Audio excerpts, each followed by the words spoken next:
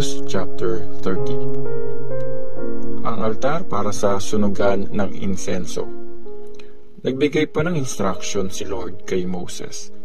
Gumawa ka ng altar para sa sunugan ng insenso na yari sa akasya. Dapat square ito na may 18 inches ang length, 18 inches ang width at 36 inches ang height. Lagyan mo ng sungay ang 4 na sulok. Gawa dapat ito sa parehong piraso ng kahoy na ginamit din sa altar. Balutin mo ng purong ginto ang ibabaw, mga gilid at mga sungay nito. Kabitan mo ng 2 gintong singsing ang magkabilang gilid, pati ang ilalim nito, para malagyan ng pangbuhat pagdadalhin na ang altar. Dapat gawa sa akasya ang pangbuhat at nakabalot ito sa ginto. Pag nagawa na ang altar, ilagay mo ito sa labas ng kurtina na nasa harapan ng box ng kasunduan at ng cover nito. Tapos, dun ko kayo imimit. Tuwing umaga na ayusin ni Aaron ang mga lamps. Magsusunog siya ng mabangong insenso para dito. Ganon din ang gagawin niya sa gabi. Forever nyo nang gagawin sa harapan ko ang pagsusunog ng insenso. Huwag kayong mag-offer sa altar na yon ng ibang insenso except sa mga sinabi ko. Huwag din kayong magdadala ng handog na susunugin o putil at magbubuhos ng handog na iinumin. 1 beses sa 1 taon gagawin ni Aaron ang ritual ng pagpapatawad ng kasalanan. Ang bawat sungay ng altar ay papahiran niya ng dugo ng hayop na inoffer para sa kasalanan. Forever nyo itong gagawin, taon-taon. Ganap na banal ang altar na ito at nakadedicate sa akin si Lord. Ang tax para sa temple. Sinabi ni Lord kay Moses, pag nag-census ka ng mga Israelites, humingi ka sa bawat lalaki ng pandubos sa buhay niya. Gagawin niya ito para wala siyang maranasang na disaster habang ginagawa ang census. Ang bawat isang nakaregister sa census ay magbabayad ng required na timbang ng silver ayon sa official standard ng temple. Gagawin nila ito bilang offering sa akin. Kasama sa census ang lahat ng lalaki na 20 years old pataas. Dapat silang magbigay ng offering kay Lord. Hindi magbibigay ng mas marami ang mayaman at di rin magbibigay ng mas konti ang mahirap. Gagamitin para sa mga serbisyo sa banal na tent ang lahat na makukuhang tax. Ang mga binayad nila ay ipantutubos sa buhay nila at magiging reminder ito sa akin na protektahan ang mga Israelites. Ang malaking palangganang bronze. Sinabi ni Lord kay Moses, gumawa ka ng malaking palangganang bronze na may patungang yari din sa bronze. Ilagay mo ito sa pagitan ng banal na tent at ng altar. Tapos, lagyan mo ng tubig. Gagamitin ito ni Aaron at ng mga anak niya na panghugas ng mga kamay at paa nila bago sila pumasok sa banal na tent para mag-serve o magsunog ng food offering. Dapat maghugas muna sila ng kamay at paa para di sila mamatay. Kailangang sundin nila at ng descendants nila ang batas na ito forever. Ang anointing oil at ang insenso. Sinabi ni Lord kay Moses, kumuha ka ng best spices, 6 na kilong myrrh, 3 kilong cinnamon, at 3 kilong sugar cane, at 6 na kilong cassia ayon sa official standard ng temple. Tapos, magdagdag ka ng 4 na liters ng olive oil. Paghaluin mo ang mga ito para maging banal na langis tulad ng ginagawa ng isang expert sa paggawa ng pabango.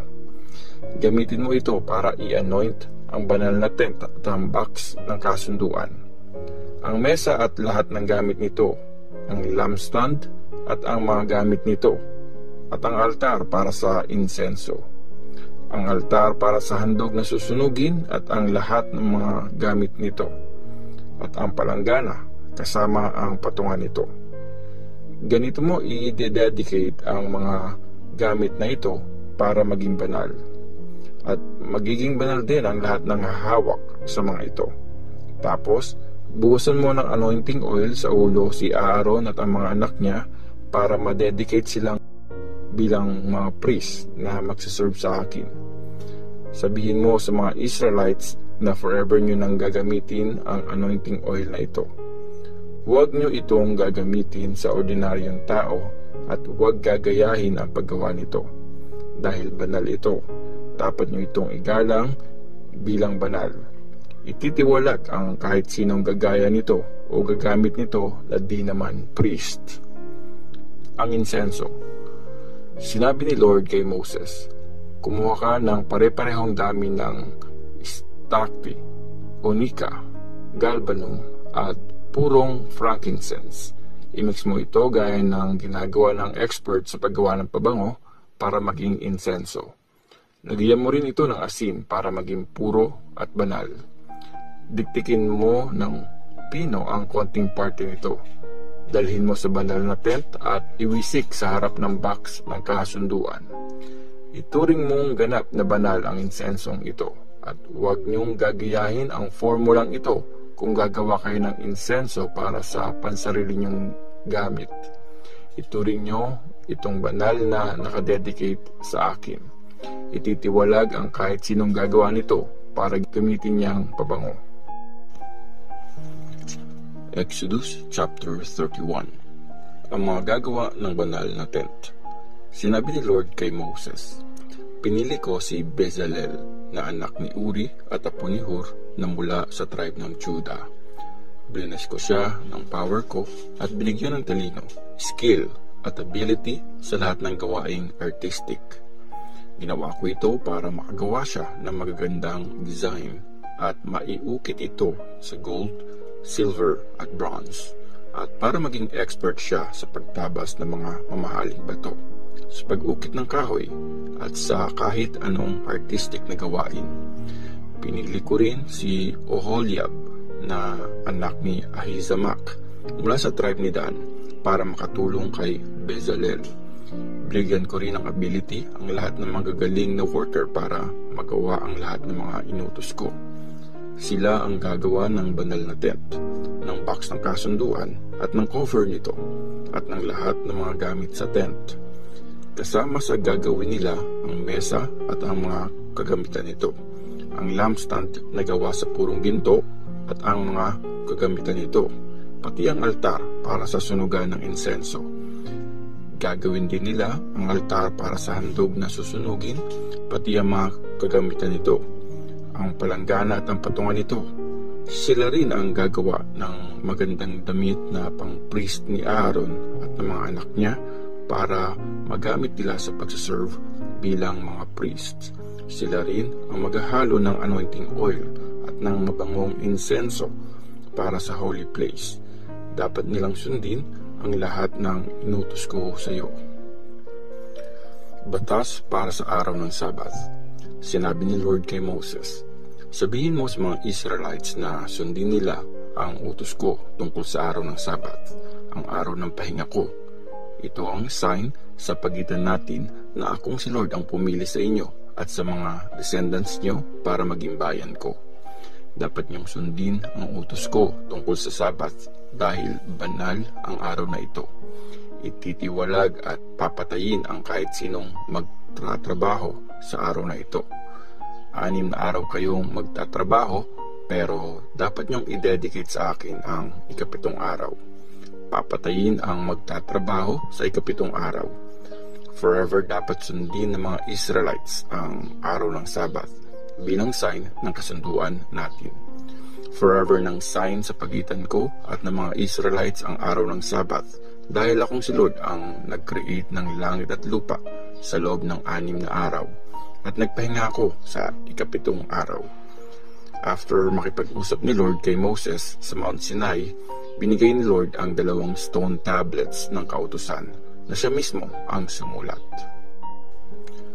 Exodus chapter 32.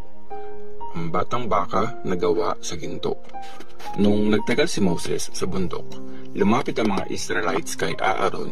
Sabi nila, "Di namin alam kung anong nangyari sa Moses na yan na naglabas sa amin mula sa Egypt. Gumawa ka ng mga Diyos para may maglid sa amin." Sumagot si Aaron, "Tanggalin niyo lahat ng mga gintong hikaw ng mga asawa at mga anak niyo at dalhin niyo sa akin." So, tinanggal nila lahat ang mga gintong hikaw nila, binigay kay Aaron.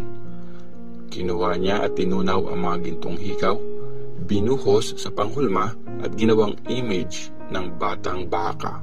Pagkatapos, sinabi ng mga tao, "Israel, heto ang Diyos natin na naglabas sa atin sa Egypt." Nang makita ito ni Aaron, gumawa siya ng altar sa harapan nito at sinabi sa mga tao, "Bukas, magsa-celebrate tayo para kay Lord." Kinabukasan, maaga silang bumangon at nagdala sila ng mga handog na susunugin. Nagdala rin sila ng handog pangkapayapaan para pagsaluhan. Nagsiupo sila, kumain at uminom. Pagkatapos, gumawa sila ng mahahalay na bagay. Sinabi ni Lord kay Moses, "Bilisan mo at bumaba ka na. Nagpakasama na ang mga kababayan mo na inalabas mo sa Egypt. Ang bilis nilang lumihis sa daang inutos ko sa kanila." Gumawa sila ng batang baka mula sa tinunaw na ginto. Tapos, winorship at nag-sacrifice pa dito. Sabi nila na yun ang Diyos na naglabas sa kanila sa Egypt. Kilala ko ang mga yan. Alam kong matitigas ang ulo nila. Huwag mo akong pipigilan. Galit na ako. Gusto ko silang patayin. Pero gagawin kitang malaking bansa, pati ang mga descendants mo. Pero nagmakaawa si Moses kay Lord na Diyos niya. "O Lord, bakit galit na galit ka sa bayan mo na niligtas mo mula sa Egypt gamit yang lakas at kapangyarihan mo?